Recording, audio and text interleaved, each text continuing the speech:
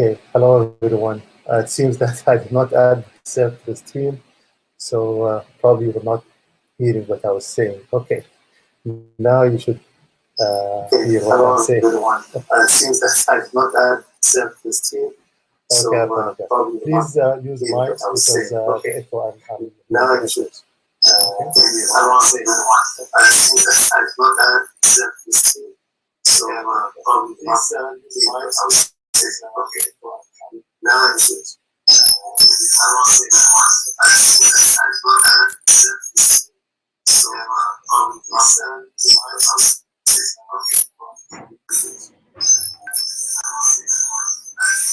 Okay.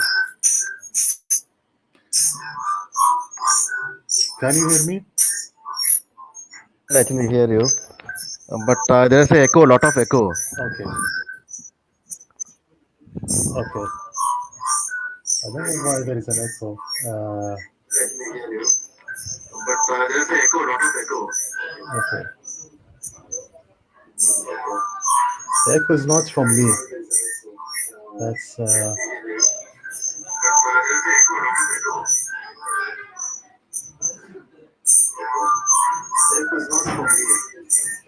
Okay.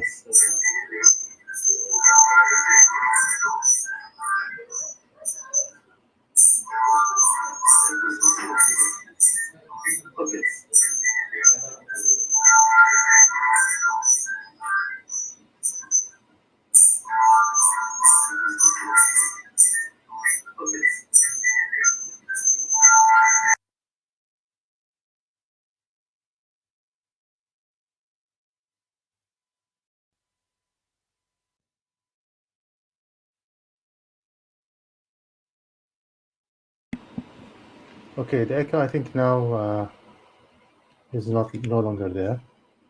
Okay, so I apologize. Now I have to repeat 10 minutes of talking. Can you hear me, Bilal? Yeah, I can hear you now. Okay. Okay. So I apologize. Now I have to repeat 10 minutes of talking. Can you hear me, Bilal? Okay, it's the echo is probably from I have YouTube on. Okay. Okay. So today I wanted to demonstrate mammography X-ray tube, X-ray targets, just to learn a bit of the spectrum and how with using different filters one can control the spectrum. I'm not going to do an exact a model of a molybdenum commercial molybdenum system. I don't have the specifications, but it's just to get a feel of, so people can know how to actually do this model things and probably learn a bit of physics also. So I'm starting with the first step probably everyone has to do is to generate a PIX data file. If you have not done that, you need to have a PIX data file that contains data for the materials that are going to be used in the simulation. So with that said, to do that, we'll go to EGS GUI PIX data. And first thing, you need to give a material name. You can call it anything, but we try to use names that mean something. Okay, and I like to use the symbol of the material or an abbreviation of the material. What's the restricted stopping powers used, the cutoff for that, and ICRO. The data that comes with the system, the two files, the 521 ICRO, were calculated with a cutoff of 10 keV.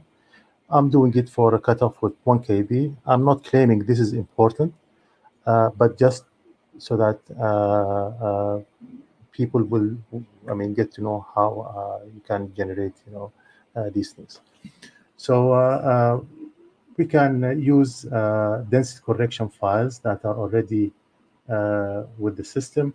If you have a material and the density correction file is not listed, then I think I have a video on YouTube where you can actually go and grab or generate a density correction file from this website. and then use that as an input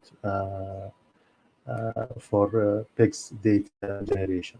So I've selected that for molybdenum, and then here I'm going to use 0.5212. Obviously, I'm a guy who works in therapy. I like to use MEVs rather than KEVs. So that's a habit. Now, the maximum limit. So remember, the values that we put here are for the total particle energy. So for electrons, AE and UE are for electrons, upper and lower limits. Then we have to include the rest mass energy of the electron in defining these ranges. So if I want the 1 keV restricted stopping powers, then the lower limit will be 0.521.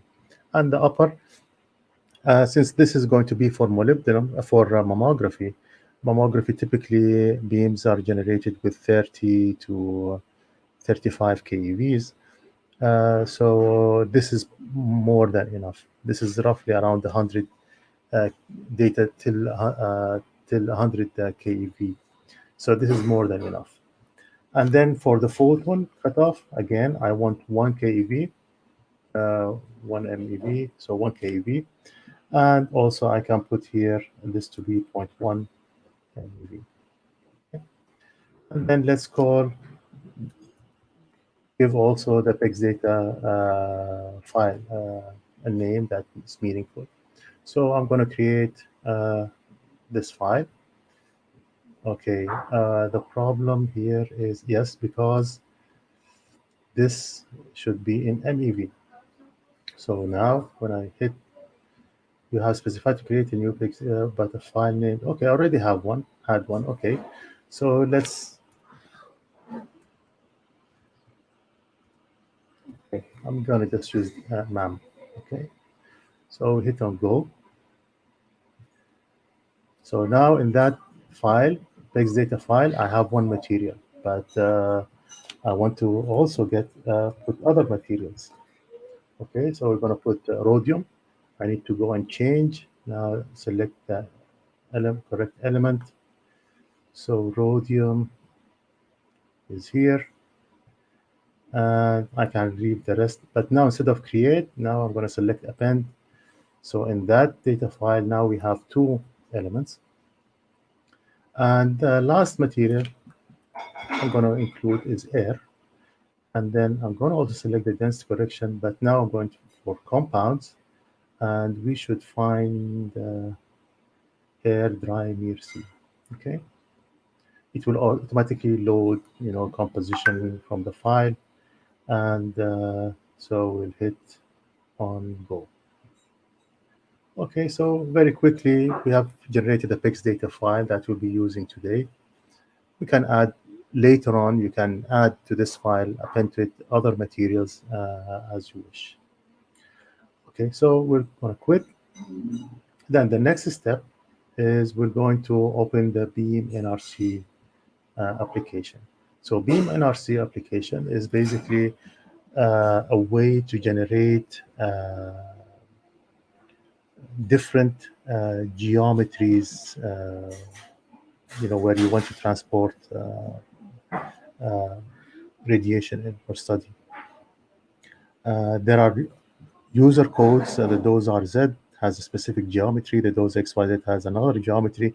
You can actually make more files with even whatever geometry you want. But I'm using those user codes that were actually that are with the system, because those are the most common ones. But for example, if you want to do something brachy to simulate a brachy source, iridium, and so on, probably you will need to learn how to do this in X++. Unfortunately, I haven't used X++. I'm not really good at it. But I know it's doable with the X++. So Beam NRC will allow me to actually define, let's say, a geometry or stack different geometries that are typically used in a linear accelerator or an X-ray tube. And in our study today, I will need to actually just look at use two specific geometries. One that represents the X-ray tube. Remember, the X-ray tube has a beam hitting from the side, and you have a target with a tilted angle. And then for the filters, that is another geometry below this one, where we just have some sort of slabs. So these two geometries are sufficient for today. But if, for example, you want to add a collimator, then you need to put another use a third geometry, which is probably jaws, would be used for that, and so on. A lot of the component models that are available with the beam NRC, typically they're used in an accelerator. So you will have something for the flattening filter, for example, and you could use something for wedges, for electron cutouts, MLCs, and so on. Even scattering foils for electron beams. They have specific component models for that. So the first thing I'm going to do is file. Then I'm going to specify a new accelerator, and these are the component modules available for beam. For more information of these volumes, these modules, that you can refer back to the user manual, where they really have very nice drawings of how that. Probably I will need to open it here. But we will need the first component module on top. This will be the X-ray tube. So, and then I hit here. This is the component, and then I need to give it a name, and the name is just going to be X tube. Okay, a identifier. So I'm adding that. Then you'll see a window pops up here. Then we need another one, slabs. Okay, and then I'll call it filters. Okay. Unfortunately, once you add, you cannot remove. You need to then, if something is wrong, cancel and start over again. Okay, because this is done you do this once only for a specific geometry. So these two component models are there. Then I will save and close. And we need to give it a name. So I'm going to call it, probably have homography. I'm going to use another one over there. Yeah, Mamo is there. So, okay. I'm going to call it MAM. Okay, the same name as my PEX data file. And hit on OK. Here is where, where is the file that contains the cross sections, and so that's the PEX data file that we have generated. That is probably, you'll find it in your local area. So if I hit on local area, I should find map is there. Okay.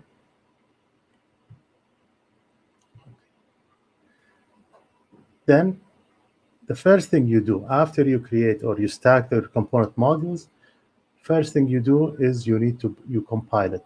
So you go to execute, compile, and then you hit on build and compile. Okay, and then you leave it. So first thing, what it did is there are subroutines available that describe these geometries. So building the linear accelerator, it will go and grab those subroutines from the henhouse directory, and then put them somehow in the code on top of one another, or add them to the in the code.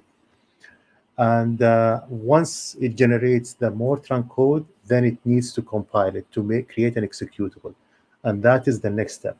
So that's the build is just to stack or to get create the source code, and then compile is to build it. So compilation failed. This is a bug in the system, because if I hit on close and then I hit again, it will say compilation completed successfully. So just be aware of these things. And now we are done. Okay, so I just want to see if there are others on. Okay. Everything is okay, Bilal? Can you hear me? Yeah, I can hear you. Actually, everything's okay. Okay. If there is Can you something that actually I have, just a moment? yeah, Actually, can you actually draw that actually that what you are trying to make it? Is it actually because since you are also on camera, so you can draw yeah. it on a paper and show it exactly. So that will be useful for other Okay. people. Okay. So that's a good point. Okay, let's let's do that.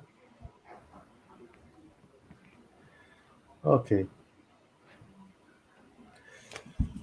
So let me just make a drawing of a typical X-ray tube. Okay, this is the beam, and then we have a filter.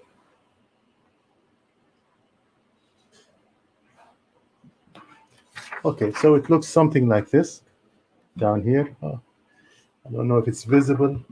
Yes. So we have an Yeah, X-ray tube. This is the X-ray tube, and this is the beam. It's hitting the X-ray tube, and then below it we have a filter. Okay.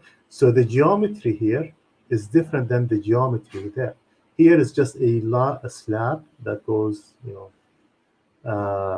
has a, but the geometry of the X-ray tube is different because the target goes only to, let's say, halfway, and also we can define this angle of the target. There is a, usually the target will have some angle. So there are different geometries. That's the point. And with beam, each component module represents a typical geometry shape that corresponds to one of the components, either in a LINAC or in an X-ray tube. So this is what I want to do. And the electrons are going to hit the target, and we should get Brahms-Chalang, and these Brahms-Chalang are going to be filtered through the filter. And what we are actually going to do at then is trying to collect the particles that are reaching below this film, underneath the filter. Just to look at, for example, the spectrum, energy spectrum of these particles. Okay. Okay, let's put back again. Okay,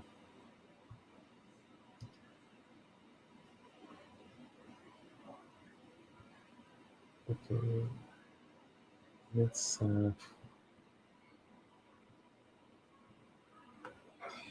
Okay, there it is. Okay, so the X-ray tube, obviously, it represents the X-ray tube geometry, and then the slabs represents the slab geometry. So after we have built and compiled the linear accelerator, then we start to enter or make an input file for that executable. So what I mean by an input file is to define, for example, what is the thickness of the slab, what is the energy of the incident electron, what's the angle of, you'll see all of these things. Okay, so we'll go there. That's the first thing. Edit main input, and I'm gonna put this as a mammography. Mammography study. Okay, and by the way, you don't, for example, as I'm going to demonstrate, you don't need to, for example, generate a different LINAC for different input files. So, for example, now I did this run, and where I studied a molybdenum target molybdenum filter. Now I want to do a rhodium molybdenum. I can use this same accelerator that I've built, but just change the input, use a different input file. So building accelerator, you do it once, and believe it or not, for a linear accelerator, you just need one linear accelerator for all your photon beams. The geometry and of your flattening filters, of the target, their materials, and so on, that is something you control in the input file. Okay, so the medium, this is the medium outside of this geometry, or you can call it the world, everything outside. So in this case, it's vacuum, but really I want to select it to be air. Okay, anything outside of the geometry. By the way, I could actually, and this might be better, but I'm not. We could actually generate two materials of air, but with different electron cutoff. So I could, for example, generate another one, 8 air 521, and they both of them could be actually in the same text data file. So when it comes to the simulation, air 512 is a material different than air generated with the 10 keV cutoff. Two different materials. I watch. This is something for. I think there is a code EGS Windows that doesn't work with later versions, or it does not actually now come. It used to actually come as a standard with EGS, and that application. With that application, you can actually make these very nice figures of the linear geometry and the tracks of the particle histories and so on. I don't have that installed, but if someone managed to actually have Windows installed and running, then here is where you can set, for example, okay, I want an output for X Windows, but now I'm going to select no. A lot of the options really I'm not an expert on, so usually I leave them. Okay, but the ones that are critical I change. This one, store random number at start of each batch. I really don't know what does that mean. I just leave the default. Okay, I don't change that. Run option, obviously, this is one nice thing about EGS. We can always restart the simulation. So we can run a simulation, and if we need to accumulate more particles, then we can restart it. We don't need to restart or start from scratch. We can just restart to accumulate more histories. Output options, yes, we want a phase space file, okay, because you can actually generate an IAA format phase space file. I'm not going to do that. I'm just going to use a typical phase space file that is for EGS. Store data arrays. I don't know what that means. Probably if you one hits here, it can tell you what that thing means. Okay. Latch option. Latch is something I usually turn off, but basically with latching, you can have an idea of where the particle has been. Did it interact in this region or not, and so on. So if you're interested in, probably maybe I can do another broadcast on how to use latches. But for today, I'm going to just select no. Number of histories, I'm going to start with 100. Maximum CPU allowed, I think 500 is the maximum. Basically, this controls for how long do you want the simulation to run. So you can, for example, specify, look, regardless of what the results are, stop the simulation after 1 hour. 1 hour in terms of CPU hours. Okay, so usually I'm not really I don't stop the simulations that way. I want the simulation to just continue running, but I control the time by the number of histories. I like to do that one. Okay, branch transmitting, I'm going to leave this off for the time being. And so the incident particle, that's the incident beam, that's the source. And the source for X-ray tubes is going to be an electron. So it's an electron. And the source number, this is, we're going to select 10. There are different sources. A lot of them are used for linear accelerators, but for X-ray tubes, 10 and probably 13. The ones are incident from the side. Those are the ones that we want to use. So I'm going to use 10. And a new window pops up. So the radius of the molybdenum of the mammography tube. This is typically, I think I was just collecting the data for large focus pots. It's about 0.3 millimeters. For small focus pots is 0.2. So I'm going to use 0.01. Remember, these are it's in centimeters. So 0.3 millimeter is 0.03. So I'm going to use 0.2. Sorry. Okay, the direction. If you hit on the help, this is the figure. This is your X-ray tube. And what we need to specify is the cosines of these angles. The V ins I think that's V with respect to the incident beam, and so on. So I want the beam to come from the side in this direction.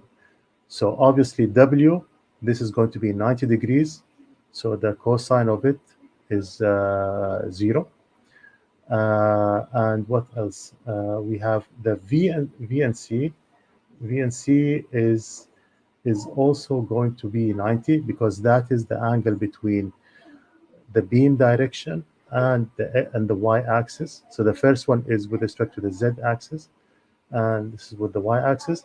And with respect to the x-axis, this is positive. I want the beam to shoot in the negative direction. So the cosine of minus 180 is going to be minus 1. So UNC, UINC, this is going to be minus 1. And this is 0. And this is 0. The beam energy will start with 30 keV. And I'm going to say, okay, it's a more energetic energy. Okay. Photon forcing. Okay, now the number of scoring planes. How many phase space files do I want to score? With beam, you're allowed to score up to 3 phase space files. I want to score only 1. A phase space file is basically a file collecting particles reaching that plane. So it's a plane. Okay, it's a file that has information about particles reaching a certain plane in your geometry.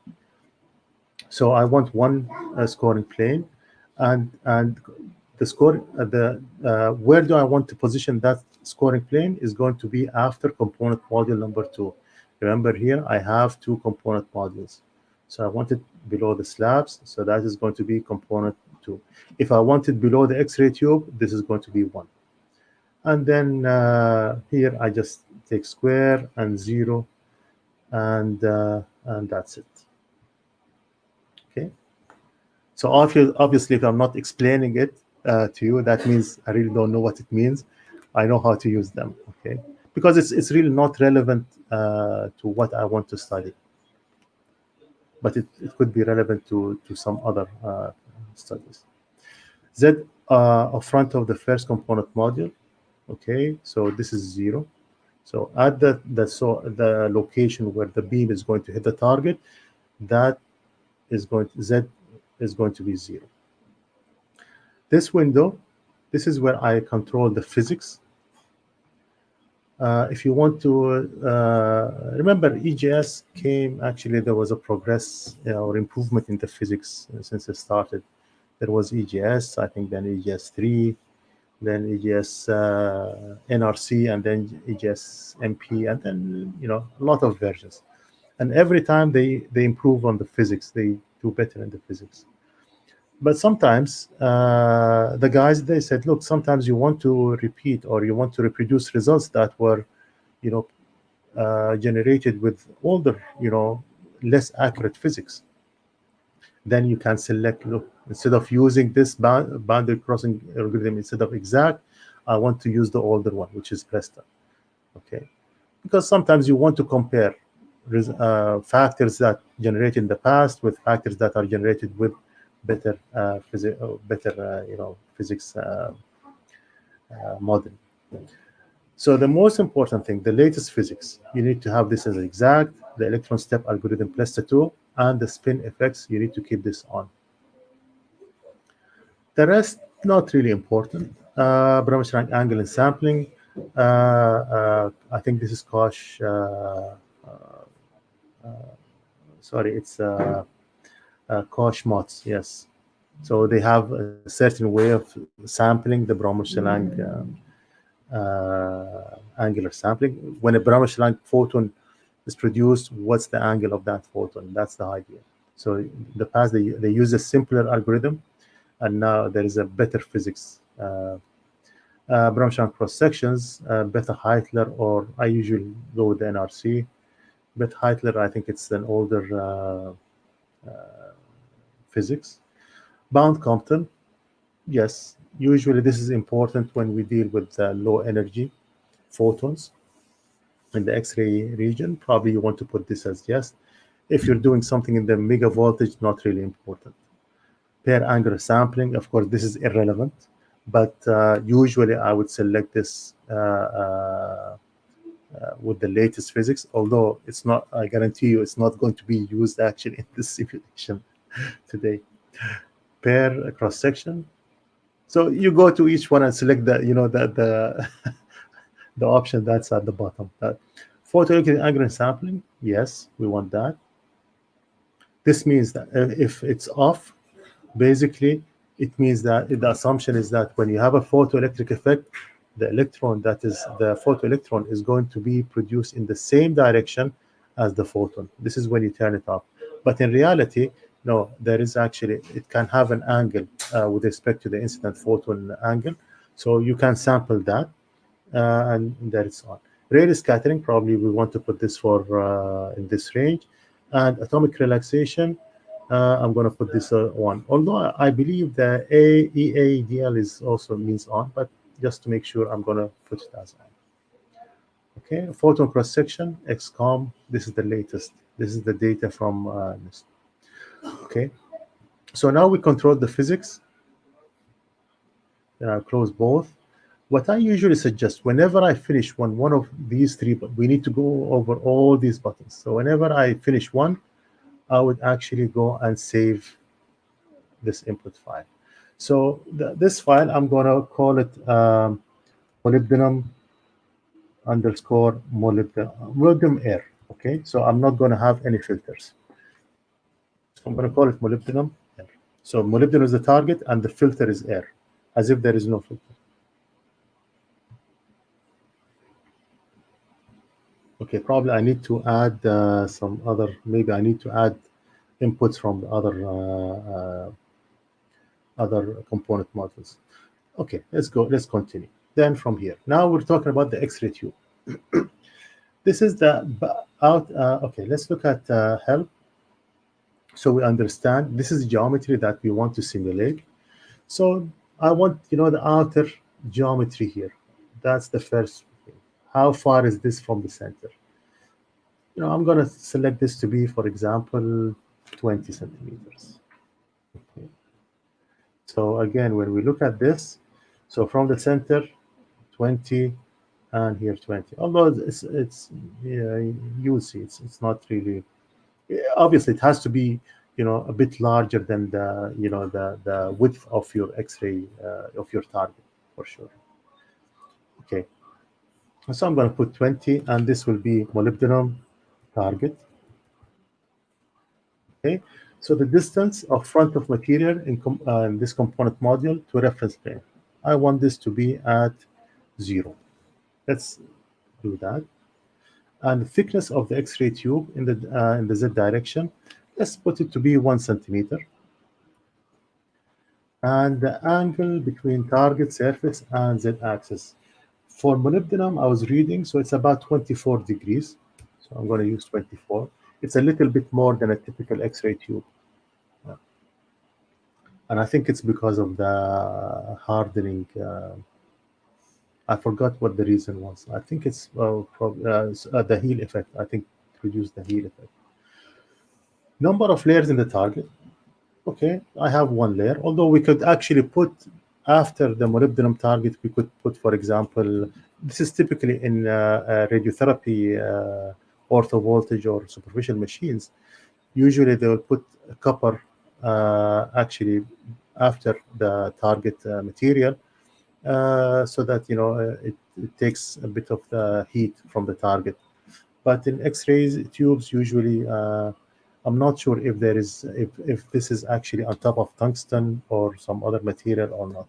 But anyway, I'm gonna put 1, and the layers. So the layer is how many layers. So what I'm doing, let me go back. Help. I'm starting to define this thing here.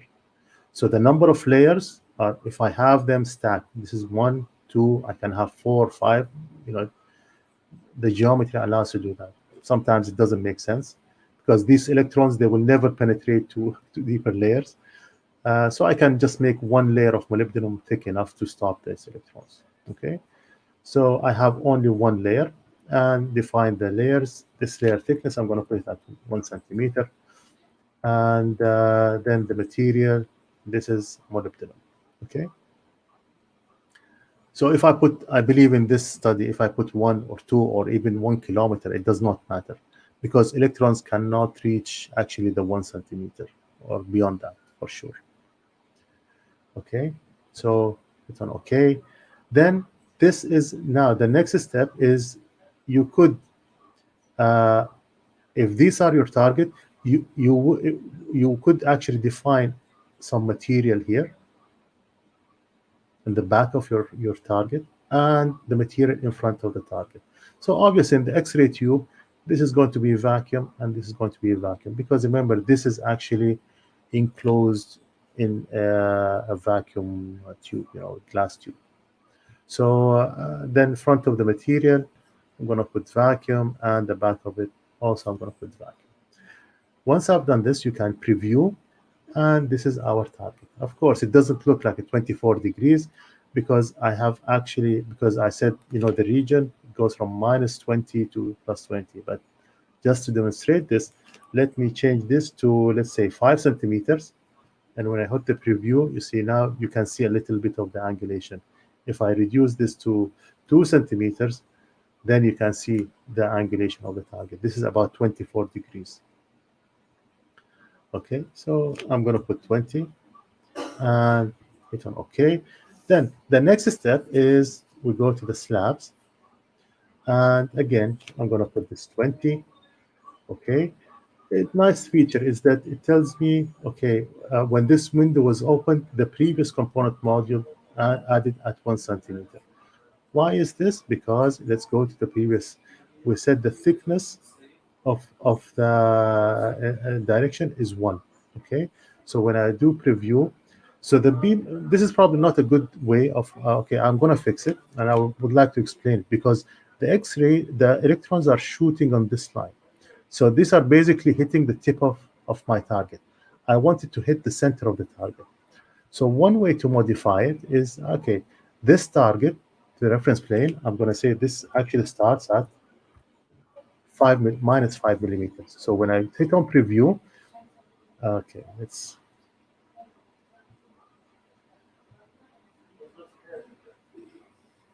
still at 0. Why is this? Thickness is 1.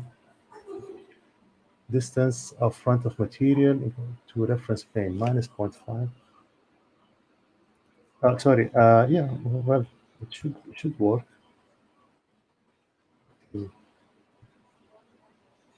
Yeah, this is 1 centimeter. Okay.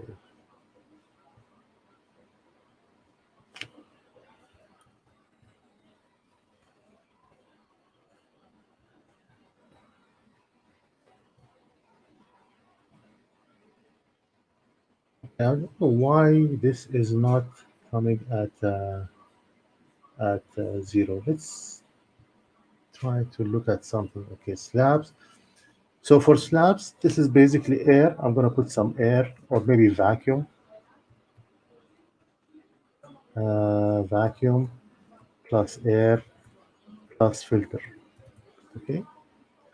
And the distance, I'm going to call this, okay, when it was open, the previous component model ended at, okay. So I think it's the plot prop is not correct, because I started the X-ray tube at minus 0.5 centimeters, and it had a height of 1 centimeter. So at the end of it, it should end at 0.5. And when I open the second component module, I'm getting, yes, it ended at 0.5. So distance in front of this material to reference plane, I'm going to put this as 0. I want it to start from where I've ended from the previous component module, and I'm going to put 3 slabs.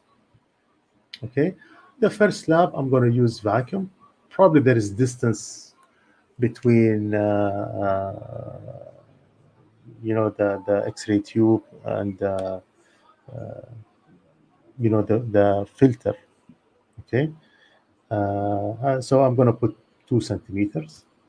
Okay, and then the second one. So this is the filter. So for example, you could put beryllium here if I know the thickness, typical thickness, I could use beryllium. But I'm going to put here about 2 centimeters of air. Okay, and then this one, this is where I have the molybdenum. So I'm going to put air for the time being. Okay, I'm going to put another. So the typical filters are about 0.03 millimeters, 0.03. And so instead of, this is typically how it should be, molybdenum, air, and vacuum. But at the beginning, just to see the effect of this filter, I'm going to change this molybdenum into air. Okay. So when I preview, okay. So there I have vacuum, I have air, and then here I think it's in yellow, it's not clear. I have the molybdenum filter. So once I've completed this input files, then let's save the input file. Okay. Okay, so no errors at this time. I can quickly make a preview of the accelerator. So there is my X-ray tube. Okay, yes, we could fix something just so that we make things here. Z of friends. Okay, I think was the error. This, I need to change it to minus 0.5 because this is the distance of the first component module. Okay, Z of the first component module. Now I think it's going to be correct. So when I hit on X-ray tube and preview, yes. So now it's going from minus 0.5 up to 0.5 cm. Okay, so we save it again, save the file, and we look at preview. So we have the X-rays or the electrons hitting here. We have vacuum, air, and then the window. Okay. Okay. So I have my input file saved. I have this saved. So the next step is I'm going to execute. So I execute and hit on run and then hit on execute. Hopefully there are no errors. Yes, I'm lucky. Okay. So there are no errors. Zone has 0 area. Where is this zone 0 area? Okay. Zone 2. The scoring plane. Okay. So there is something in the scoring plane here. Okay.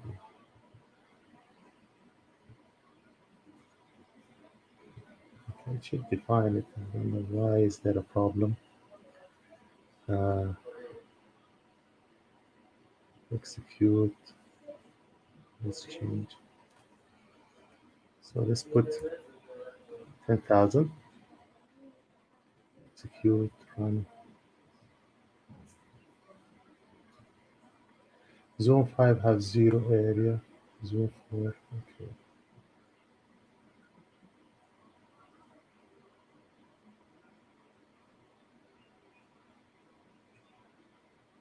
This is puzzling for me. Okay.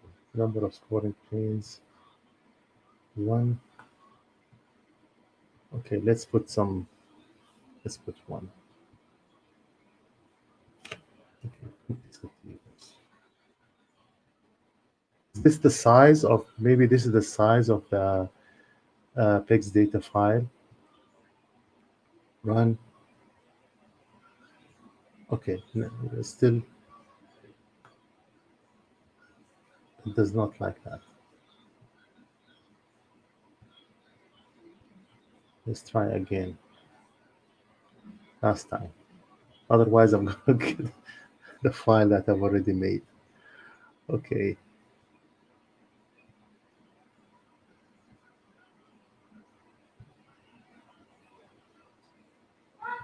I really don't know what this means. But I remember I used to always use 20 and should work out.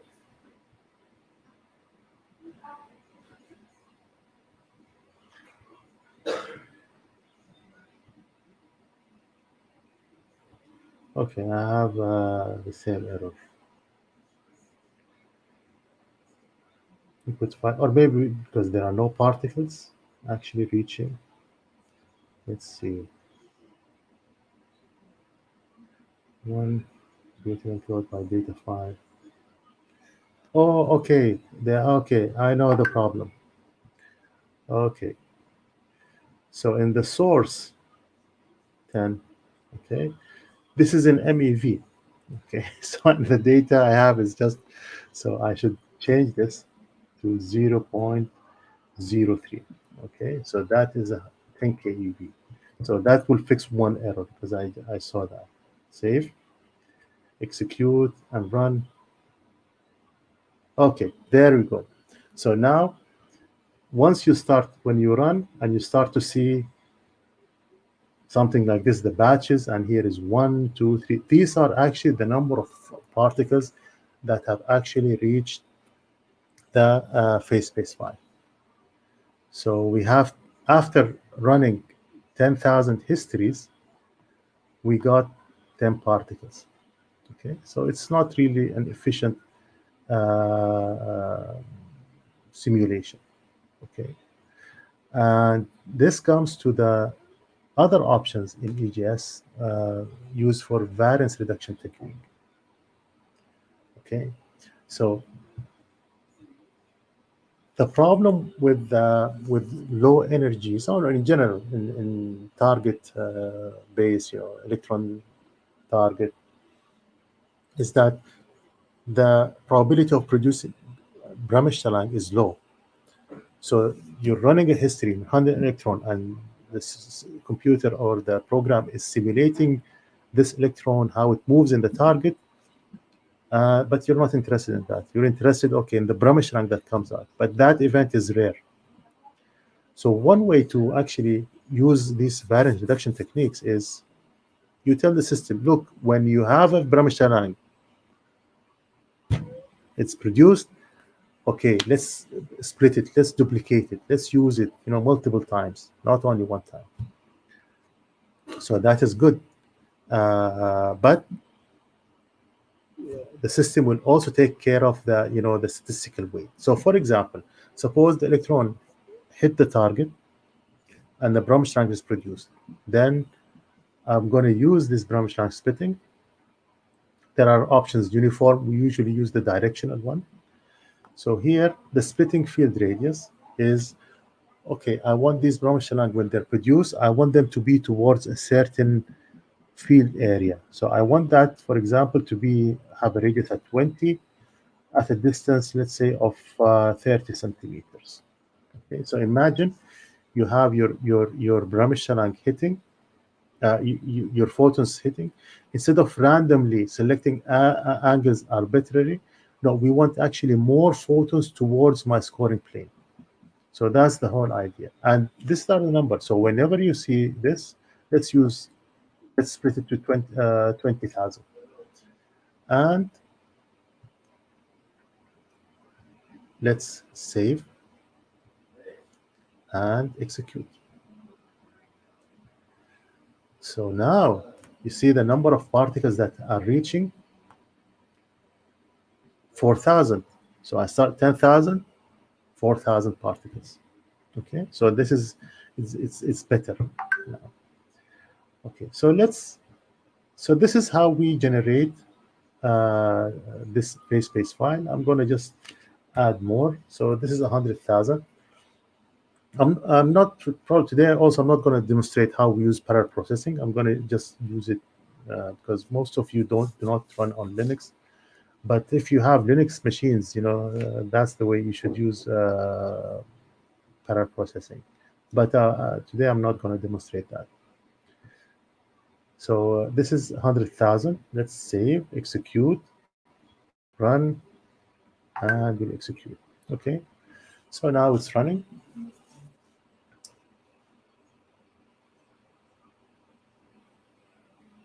So 100,000, I should get about 40,000 particles, or 45,000. Okay.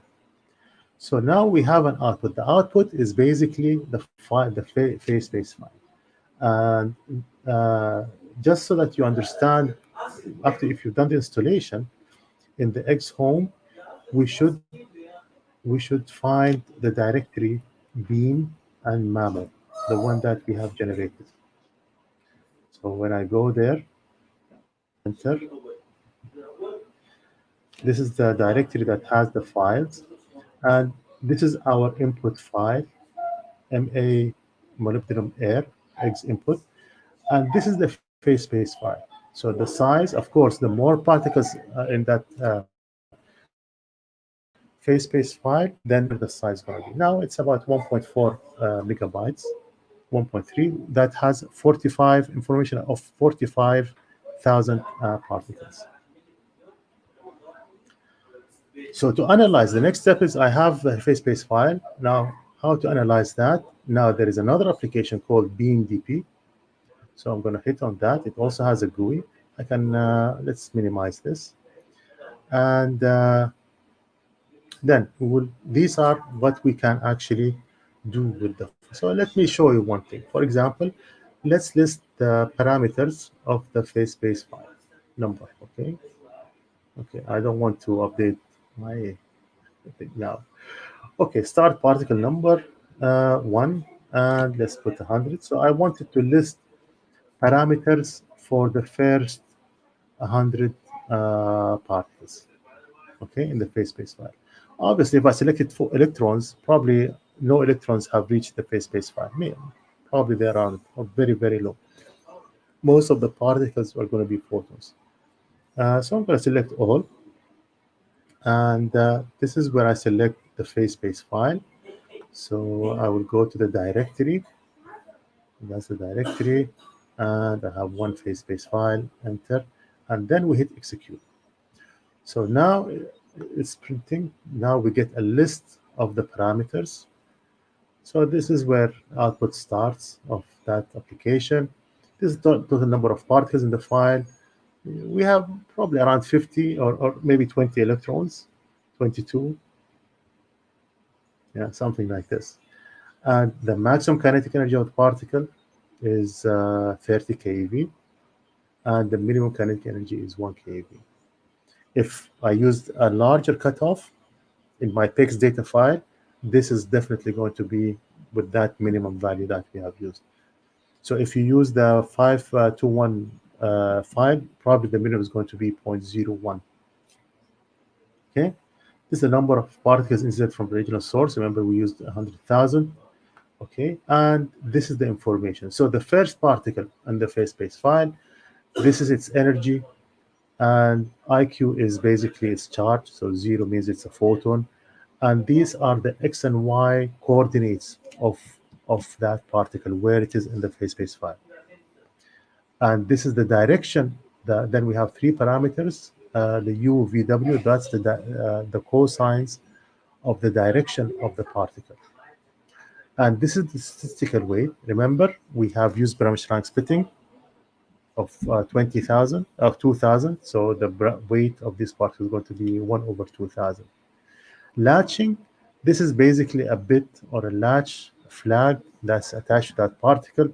So one can use it that if a particle goes in a certain area, interacts in a certain area, then we can change, for example, this bit, change the 8th bit or 9th bit of the latch.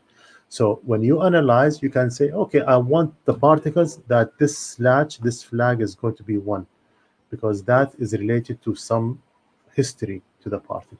Okay, I think there are latches at the beginning. Those are standard. So I forgot what they mean, but maybe one of them, if this particle was produced from a Brahms-Sarang event, then the latch is, you set bit number 1 or bit number 3 to 1 or something like this.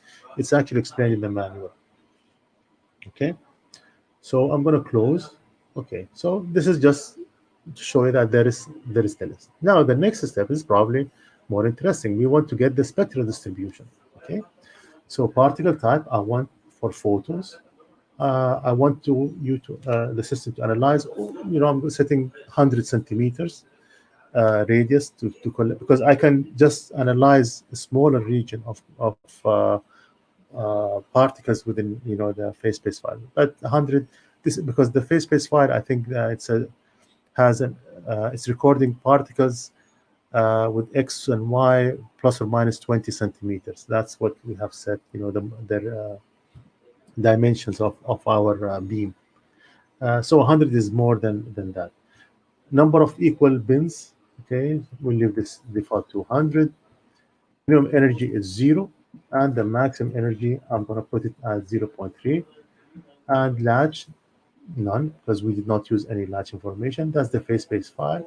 And I'm going to put it, for example, molybdenum air, okay, as an output. Graph type, I want it as a point graph, and fluence, estimate real fluence. And we execute.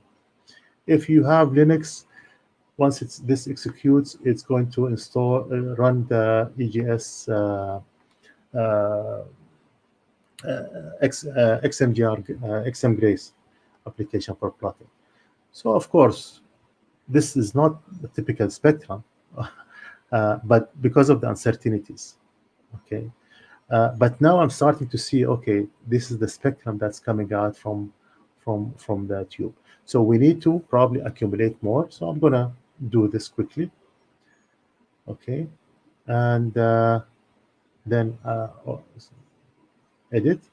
So I need to accumulate another 100,000, but now I'm going to change this run option to restart. Okay, so run. Sorry, we need to save, and let's run again.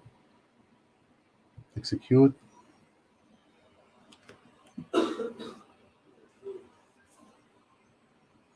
So we should get around 100,000, 90 to 100,000. Okay, and we can quickly see VDP. Okay, let's quickly get the spectral distribution, and maybe it's 100. Minimum is 0, and the maximum is 0.03.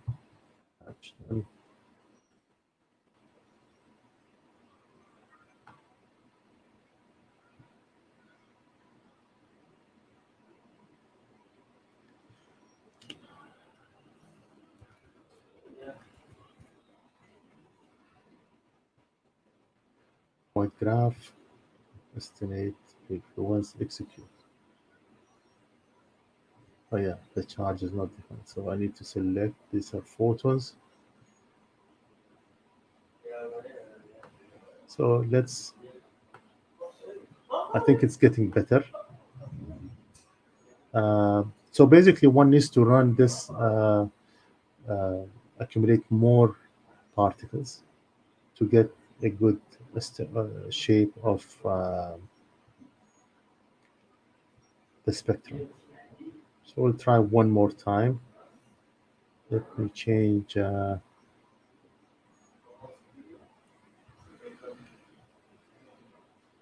so I'm going to accumulate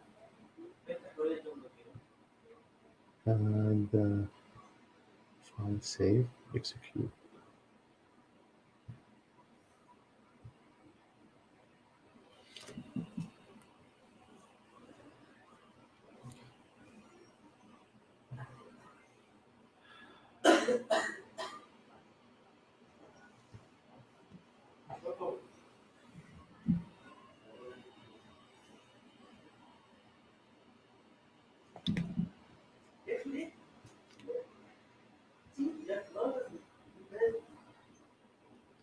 Okay, we can go back here to and just execute again.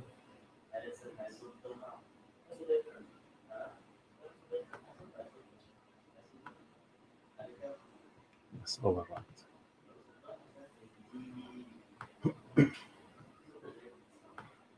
Okay, you see it's changing. We're getting something that really looks like the spectrum. The problem is we need to generate, of course, more and more particles so that this spectrum, the way it looks like, it's going to shape up. Let's see if I have actually generated this an older one. Derive.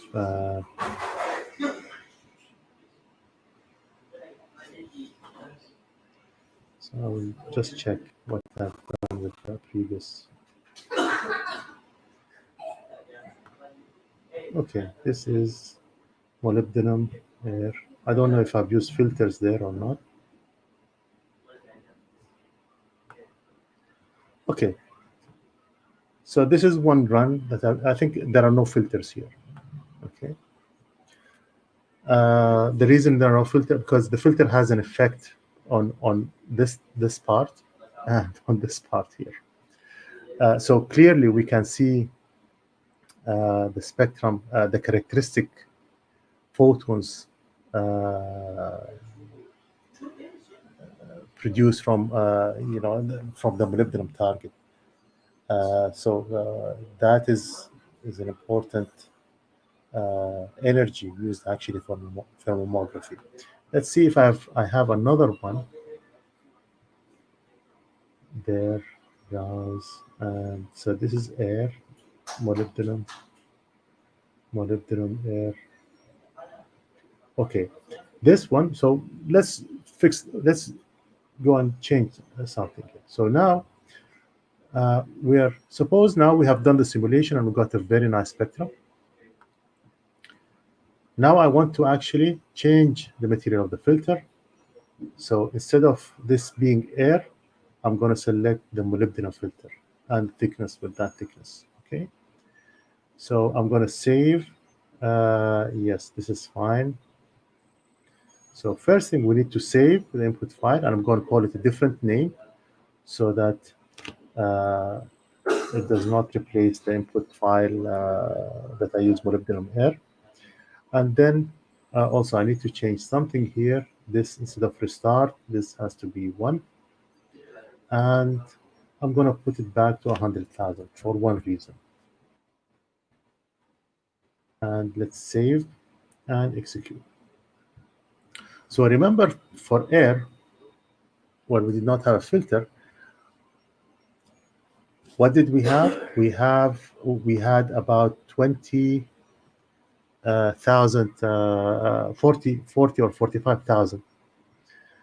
But now, because of the filter, you see that filter is removing a lot of these photons. Okay, so after 100,000, this is 10,000. Okay, so let me change it to 100,000, but it's not going to be definitely 45.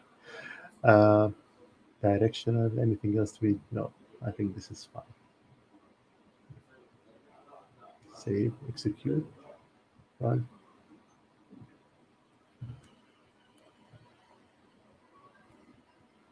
So remember, 45,000. I just added a 3.3 millimeters of molybdenum, and the number of particles reaching is 20. Okay. So it's not efficient. Should we go and try to increase the branch splitting? Let's try it. I saw a friend of mine yesterday, Naresh, he was using 1 million. So I'm going to try this. Okay, maybe he's right. So let's put 1 million. Okay, and it's going to take a longer time to simulate. Okay, let's run it. Okay, I'm going to let it run. Okay.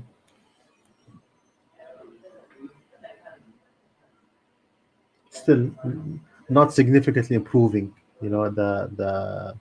so now I'm getting, did I save? Maybe I did not save. Let's try it again. Because I was expecting more. Okay, I don't know why. So probably these photons, these million photons, a lot of them probably are absorbed in the target. That's good also, but I think it's the filter. The filter also absorbs a lot of these. So it doesn't matter if you have produced, So let me show you. So typically, this is how we do your study. Get the spectrum with air, and let me. So I think I've loaded it with. Let's load the other one. Let me close this. And yes, so I have it here. So I have one with 3 millimeters molybdenum. Okay, let's derive spectral distribution again. Okay, and let's execute. So this is molybdenum. I'll go with molybdenum.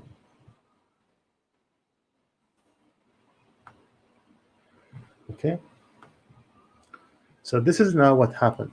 Remember, we had low energy photons, high energy photons like this, and this low energy photons going up there. But now when I use the molybdenum filter, this is because of the K edge. It acts as a filter, you know, attenuates higher energies above the K edge of molybdenum, and the K edge happens, I think, to be at 20 roughly. So anything photons above that, they're going to be highly attenuated. And then obviously the lower photons, low energy photons are also going to be attenuated. So essentially, this acts as some sort of passing those photons, uh, near the K edge sorry, the K alpha lines. It's passing the K alpha lines of molybdenum. Now there is another graph. So this is fine. Okay. Now derive vector distribution. So you can go and change, in the input file, make a run a simulation, and analyze the spectrum. So just for the sake of time, let's see what I have here. So molybdenum. So molybdenum. Okay, rhodium, air, and I did not make a rhodium filter. Okay, that's something you probably need to run. So typically in mammography, we don't use rhodium targets, molybdenum filters. That combination is not allowed or useless in mammography. But you can have molybdenum targets, molybdenum filters, molybdenum targets, rhodium filters, or rhodium targets, rhodium filters.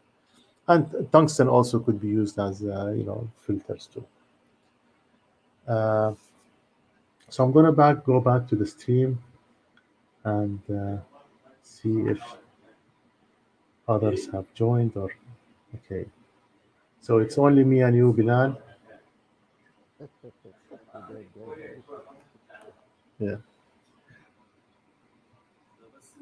But I think at least my hope is to. There are 7 watching. Okay, live viewers. We have 3 on Facebook and 4 on YouTube. By the way, for those who are watching, you can hit the link and come and join us if you have any questions. Uh, I'll be happy, either me or my colleague Bilal here, we can answer your questions. So hit the link, don't be afraid. We all started not knowing anything about Beam and AJS, and all looked a bit puzzling. But by experience, you start to learn how to use it. Definitely, you're going to take probably your first input file or Beam is going to take a bit of time for you to generate and make. Uh, Especially sometimes manufacturers, they don't give the specifications in details. These are, they keep them for. They don't share it with the users or public, and that is fine. But at least they can provide a little bit of information. For example, what's the thickness of these filters used, and what's the target material. I mean, obviously, the target thickness, is it really relevant? I don't think it's relevant for X-ray tube. For Linux, probably it's a bit relevant there, but not for X-ray Actually, tubes. I really wanted to ask that question only. Should Yeah. we be very concerned with the thickness of the material? What are the backing material available, like copper and any other things? Well, it depends. You see, it all depends on the study, the things you're modeling. For example, in our case, we have molybdenum target, okay, and the incident electron energy has 30 keV. The question is, okay, up to which depth these electrons can penetrate the target. So, for example, if we said that the electrons can penetrate up to, I don't know the number, but suppose it's 1 millimeter, okay? Then if your target material is more than 1 millimeter, it doesn't matter. If you put 1 millimeter and then you put copper, it doesn't matter because the electrons are not going to reach that copper, okay? It might be crucial, for example, if the electrons can travel 1 millimeter and the manufacturer said, look, the thickness of the tungsten, the molybdenum target is actually 0.3 millimeters. Okay, then okay, what's the other material? Because the bromishrank produced from that other material is different than what's produced from the molybdenum. Okay, so the question is, can these particles reach that material? Can they interact with that material or not? So yesterday we saw this with the Narish, and he had copper. Okay, I mean, if he removed it, that's not a big deal in my opinion, because I'm sure the electrons are going to stop in his target. So having a materials behind it, one could a bromide target, then its direction is towards the backing material, and then it's that backing material. Yeah, it can happen. What was that happen? And one more thing is actually, Of these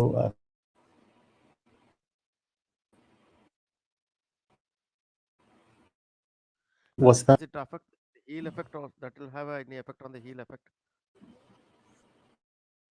Is it possible to actually see that effect really? Like Naresh was asking yesterday. It and move it it happen. If since the back simulation, the next simulation put the simulation, I that as long as the target is thick material behind, you can, by the way, if you want, you can run it.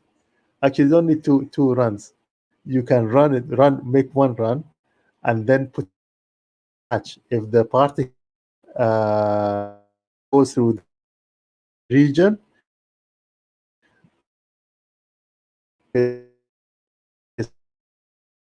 so a particle.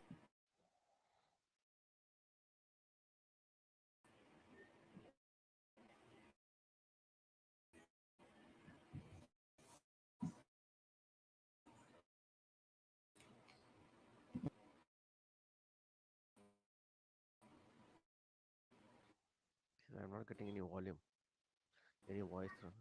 If you Audio is not there. my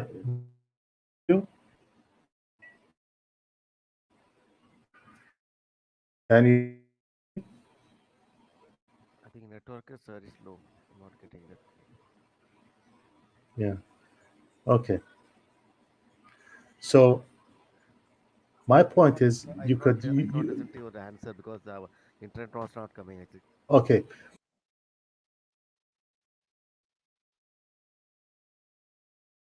This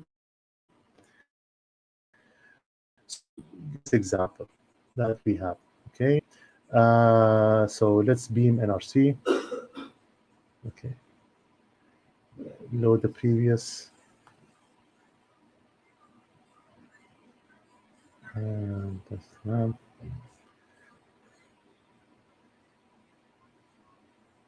cross local, and let's take that. Okay.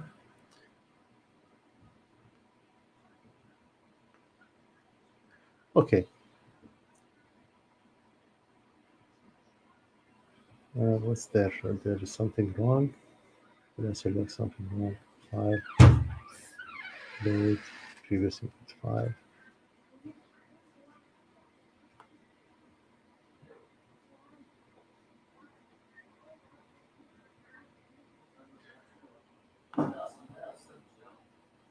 Let me open it again. File.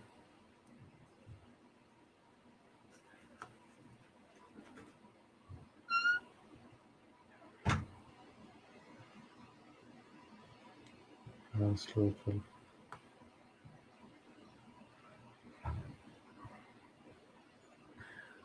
Okay, so one trick you could do is in the X-ray tube, suppose we have two materials, okay, and then define the material. So this is the layer 1, and this is defined extracentric region. So this is, suppose, has a thickness of another 1, and I'm going to select rhodium. So I don't want just different material, okay? So let's preview. So here I have molybdenum and then the rhodium, okay? This could be copper, because I don't have the material in the PEX data file, I'm using a different material. Clear? Yeah, I understand. Okay, now what you do is you can use the latch. So there, you can say, okay, associate anything that interacts, or this is how we're going to do it. So here, for example, I'm going to put bit 6 or 10. Let's put 10, okay? And here in the latching, so I'm going to set, okay, I want inherit latching set by passage, for example. So if a particle is going to pass through the rhodium, bit 10 is going to be flagged. Make sense? Yeah, bit 6, whatever actually we said it. Yeah, and then you run the simulation, and then when you do your analysis, see it, do a latch filter. Okay. So you can generate a spectrum, excluding, for example, all particles that have a latch bit 10. Or you can only get the spectrum from those particles from latch 10. And you can compare how does that affect your spectrum. Okay, I understand. Okay, so you can do this for any different regions in your simulation. Using that, this is the power of latching. You had a question, and the only one way to answer your question is by using latches. Okay. But the latches are set at the face region actually. If I set a one region, single region, it will be at that region. No, you can have multiple latches. You can, for example, I can have another latch. Suppose here, suppose I want to see particles that are reaching behind the target, behind. So this is what I've done now. This region, this rhodium, if a particle reaches this rhodium, it's going to be latch. The latch is going to be 1 for that particle. Okay. That latch will be Right. set to 1. Yeah, the bit 10, because I set bit 10. This is your latch. So bit 10 is going to be 1. Okay. So when we count the bits, bit 10 is 1. So one has to record down the latching, which bit is associated with which region. Now, suppose we want to know, okay, suppose are there particles going to reach behind even that material? So this is, remember, a material, a medium. Okay, so there I can associate it with bit 11. So when I run the sim, That the region is not defined, but that no, it suppose is I want to defined. know that. It is defined. It is defined. Oh, it will be It's, vacuum actually everywhere. It will be. yeah, but it's defined. It's a region, right? A geometry. Okay, by geometry it is defined. Yeah. So So I can put air, for example. That so preview. Then this is air. This is vacuum. This, okay. Yes, now I get it. Okay. So this is, if a particle reaches this region, bit 10 is going to be latched. If it reaches that one, bit 11 is going to be latched, and that will be recorded in the phase space file. So you can do this on one run, and once you have done, or even in those. But the question I have for you is, okay, now the particle has to actually penetrate this first layer, reach the second layer, and after it reaches the second layer, it has to then reach the phase space file. Okay. Okay. Now, there are, for example, that back material, it might have an effect. I'll explain more. For example, suppose the particle hits, the electrons are going to hit the center of this target. Okay. Suppose a photon is actually going to go in this direction, where it's going to actually go through this part of the first layer and then Thickness, goes to whole thickness the of the second part. particle. Now, the second part, the material is different, right? Yes. Okay, so it might have an effect. Okay, but usually, when interested, but that will be, it's already going to be that's part of the heel. It's outside of the beam, right? Okay. Yes. Yes. But that will self filtration. It just filters the Yeah, whole but beam. it's going to, yeah, but then it's just outside. It's really outside. Especially now, if you have collimators, you have jaws, and so on. Okay, what's the chance of that particle reaching your phase space file? Reaching. So it doesn't matter even if the material, I mean, if there is a material or not. But you know, Because that that would be rotates in the different direction. yeah. So my answer to you is, I mean, just use latches, and that will answer your question for sure.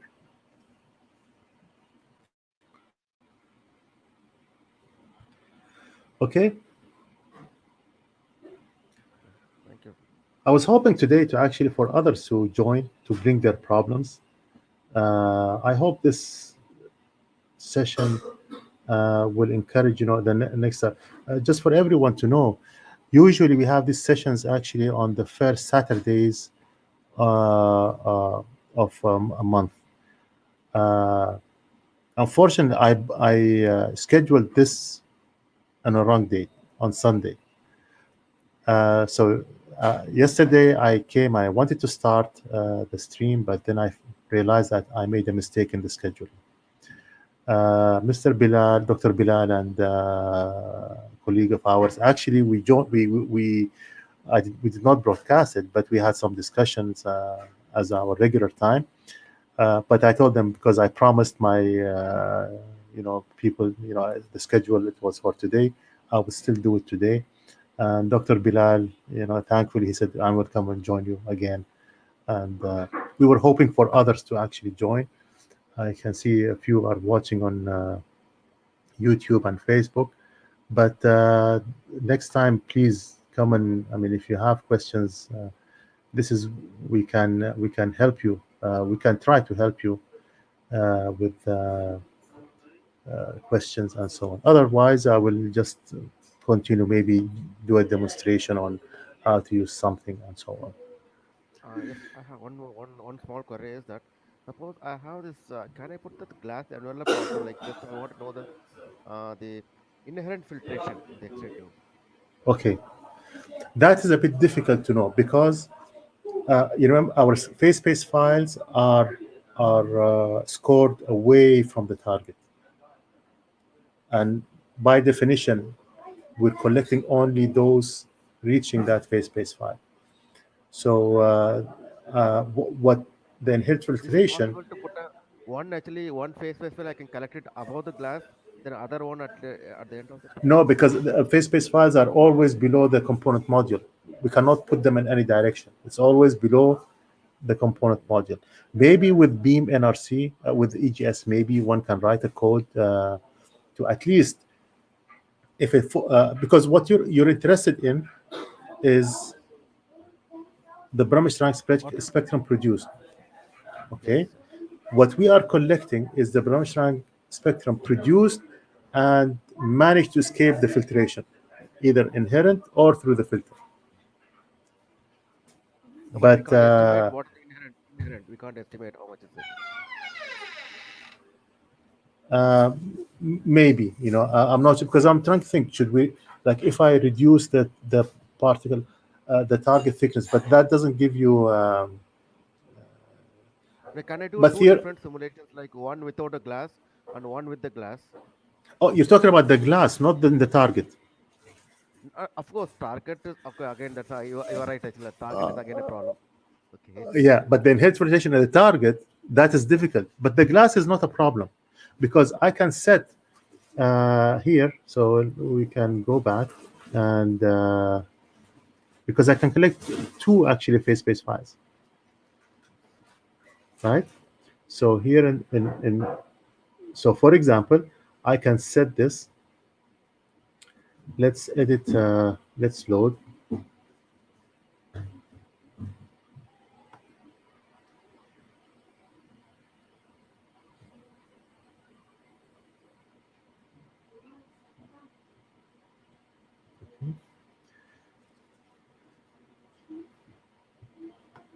I don't see the. Okay, do it again. Load the previous input file.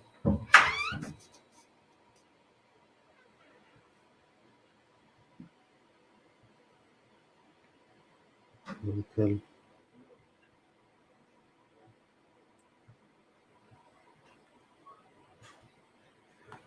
Okay, so here in the main input, okay, so remember the scoring planes? I said, look, I want 1, but I can put 2, for example. And then we can, okay, sorry, I need to define them. So 2, okay. So first one is below, let's say, the X-ray tube, and the second one is below component module 2. Okay, although I cannot get the spectrum from phase 1 and phase 2 because they're scored at a different distance, so definitely the spectrum is going to be lower, and probably phase 2 is going through additional filtration. But the point is, you could use one phase space. So actually, then, if that is the question you want to study, probably you don't need even the geometry of other component models, the filter and so on. But it's good to have it. And if you want the phase space file just below the target or through the exit window, then we can select this, and this will be from below component module 1. So you can run that simulation where you have the glass, if glass, and then you can easily just replace the glass with vacuum, for example. So that the difference between the two will tell you what's the filtration or the effect of filtration of the glass. Beryllium window, anything. Not about the target, we cannot find out, but about the glass. Target is difficult, okay, because first the phase space file, the first phase space file, it's it's going to be scored below this, okay. But one could actually find a way. Obviously, you don't want a phase space file in this case. You want to get the spectrum of Brahmstrang produced whenever Brahmstrang event happens here. That's probably the theoretical spectrum. Okay, because the spectrum, the theoretical spectrum, it should load a previous. Let me.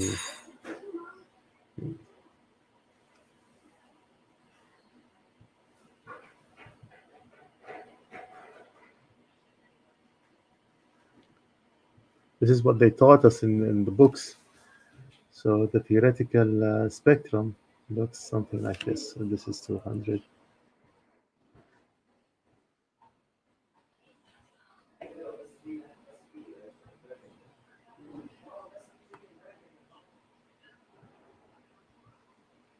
Okay, let's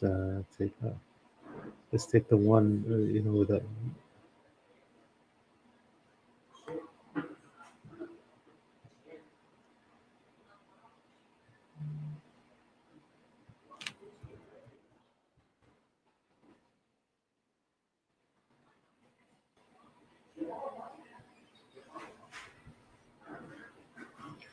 Okay, so the theoretical spectrum is you just extend this line. This should be a straight line going like that. This is your theoretical spectrum. Okay, this is actually inherent filtration in the target. That's the effect of the target filtration. because and probably the air. I don't know if air filters anything, because what I have from the between the target and the phase space file is just an air layer here. So that is basically one can attribute this difference. Theoretically, this is a straight line, but we have this attenuation due to the inherent filtration within the target. And this is a very very nice thing one can study. So we can add, for example, the glass. We can add the beryllium window. We can add these other filters, and one can track down the effect of each one of these filters on the spectrum.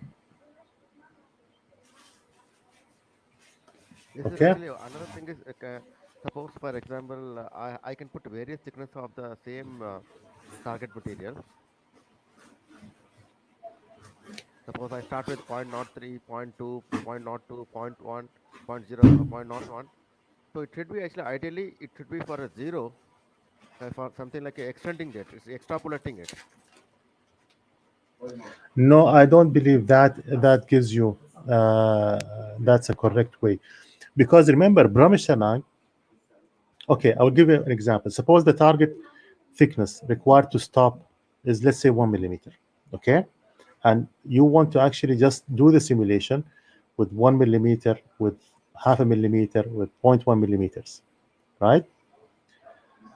Yeah. What's happening is your electrons, they're not going to stop in the target. They're going to interact, and then because we're missing Brahmacharya, suppose you did the simulation, the target thickness is, let's say, 1.1 millimeter. You're only producing Brahmacharya from the first zero point 0.1 millimeters of your target. But we know there is other Brahmacharya being produced by from deeper layers. But because you remove this or reduce your target thickness, you're not accounting for them. You're not producing them. Yes, yes, yes, yes. Okay. Yes, So I get it. yeah. So you could. I mean, but it's a bit tough.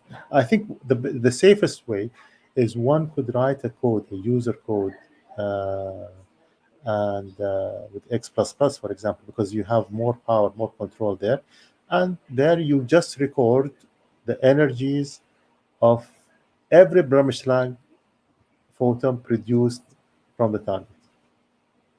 When a Brahmacharya produced, okay, just record the energy, record the energy. That's what you need to do, and that is your theoretical spectrum. Yeah, yeah. Because nowhere actually it's always said that it is going to be a straight line, like a sloped Yes, line, but we yes. never used to see that actually that line Well, practically. it's difficult. We could never actually measure that. It's difficult to measure. I don't know if some, but but you can study this. I mean, you can get it through Monte Carlo. Now you can write the code and just record the Brahmacharya produced.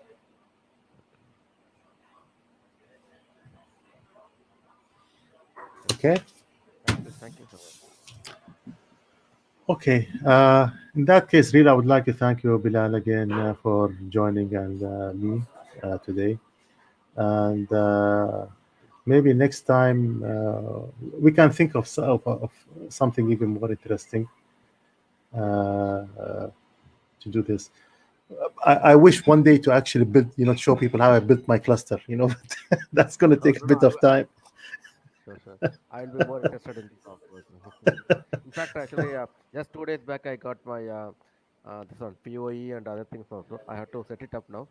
I got Okay. a hat. Actually, I have a POE hat, Okay. so I'm going to set it up because I have some problems with the power connections for every cluster nodes. So Okay. last time we discussed about the hats, so I got a no hat now. Yeah. So if you have the hats, the wires will be reduced a lot, Yes, yes. and the switch you got is the 1 gig. Actually, that's what I could not get. What you have actually? I have a local one. I have other one, but No, but is it a 1 gig? yeah, yes, yes. It's 1 gig. Yeah, 1 gig. that's fine. It's just the connection, the connectivity. No, no. The hat actually, I meant to say that the what hat you showed me Oh, or okay. the Yeah, that okay. hat There I are I, I there, could not get that. Yeah, there are other types also. I Yeah, I saw. purchased Okay. one with the fan in that actually. Yeah, but no, I did something even with the cluster. Even it's I have one Raspberry Pi with an SSD hard disk. Okay, Okay, yeah. and the other Raspberry Pis I had. I used the SD cards. SD cards? Yeah. Yes. What I've done now is actually configured so that they boot through the network. So I even removed the SD cards Okay. from the Raspberry Pis Oh, for all. For for all. So what happens is your main Raspberry Pi is you configure it to become like a boot server. And then there is a way to configure the individual Raspberry Pis is to do network booting. So when you turn them on, okay, they network will. booting you. Okay. Okay. Okay, so because the first thing is they will see if another machine is offering an operating system, to boot from. Okay. So they will not go and grab something from the SD card. So I have one acting as a server, one acting. These are acting as a client, and they Yeah, boot but actually. you must be having one as the main client, that is the main server, Yeah. and one should be the boot server. Well, no, no, no, no. I'm having one. The first Raspberry Pi is my big server. So there, it's my Slurm server. It is my Okay, master. NFS server. Everything, and it is also my boot server. Oh, it's also a boot server. Okay. It is my But boot server. does it actually reduce the capacity or the power of the tool? Because it may have to do a lot of work actually.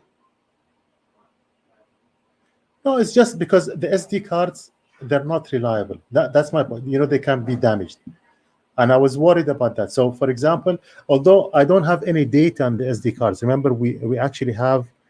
I usually, POC any data? yeah, I have this external USB drive attached to the server, attached to my first one, and the data is and everything is there.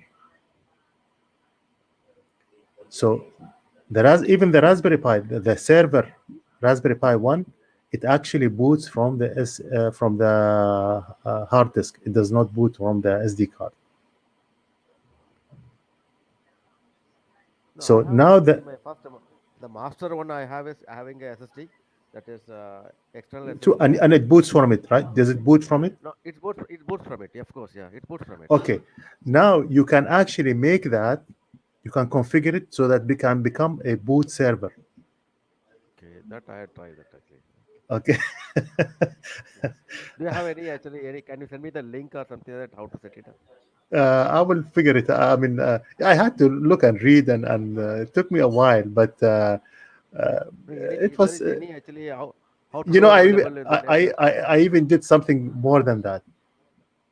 Okay. So usually, what I've done is, I also made it so that it's a closed network. It's an own LAN. So, for example, in the past, each of my Raspberry Pis, they were taking an IP address from my router, home router. Yeah. Yes. Yes. Okay. Yeah. Now I'm not doing this. So I have, I'm generating between the Raspberry Pis like a local area, their own local network, area network. And Okay. from the server, the Wi-Fi connects to my router. Okay. Okay. So a Raspberry Pi needs to first go to the Raspberry Pi 1, and that will forward through the Wi-Fi to the router. The good But thing about it is that, do you they know, have the same IP address, same IP range? it's just its own network. They have their own local, sort of an own local network. Okay. So, for example, my home, I have 192.168 and then 8.1. That's where it starts. But for the Raspberry Pis, it's 192.168.100 dot then the IPs. So one is the Raspberry Pi server. It's also like I forgot what they call it. It's a router. I configured it as a router for Okay. Router. So I don't need to actually connect the Raspberry in the Pis IP forward. to. That must be It doing does the IP IP forwarding part. forwarding. Yeah. Yes, absolutely. So I learned from this project networking, even not just Monte Carlo, but networking and Okay, good. good. Because of course I can do. I am also more interested in computer and other things actually. So I used to set up all the things. I'm more Yeah, interested in the clustering. That's why I did it. yeah. Okay, in this case, Bilal, thank you again. We're closing to 2 hours. I hope next time we'll get others. Yeah. Yeah, I hope next time we'll get others joining us and present us with some interesting problems. We could learn from their projects and share with them our experience on how doing this. Okay? Sure. Bye. Good night. Okay then, Bilal. Yeah. Thank you very much. Okay, good night, everyone.